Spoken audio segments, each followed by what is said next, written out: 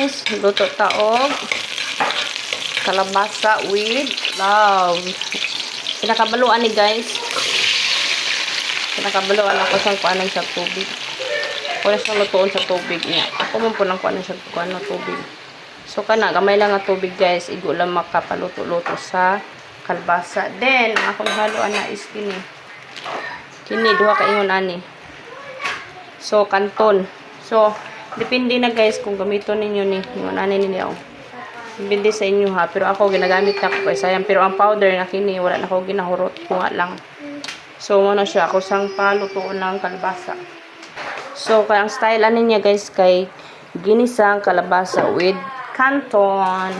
Mas ganahan ko ning canton kay gahi ba ni siya o kanang kuan di ba? Madili itong noodles kay lata-lata manguto yung noodles. So kini akong ganahan.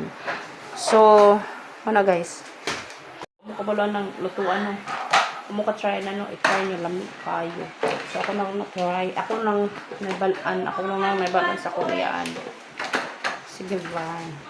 Guys, ako nang nakanto do kan noodles ako sa kanto ng butang. Oh, di ba? Yeah. Kanang kuan igo ra na siya pa na tugtog.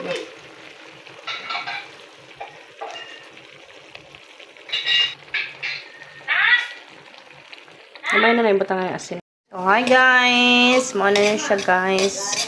Lami kani guys, i-try ninyo. Ngayon lang kuhan butan nyo ahos, bombay. Tapos ikuhan nyo kalabasa, palutuon nyo kalabasa. Yung butangan nyo og noodles. Yung mo sabay-sabay siya og luto sa kalabasa. So, diba? Then, pro canton din akong butang din. Butangan nyo asin. Tapos, tuyo. Magic sarap. Kana lang. So, lamig kayo guys. So, wala ka try guys. I-try na nyo guys. Lamig kayo. Makaurot ng bahaw. Oh my gosh. Yummy. Oh, diba? Ayaw ko nyo glata. Kaya unay lamig.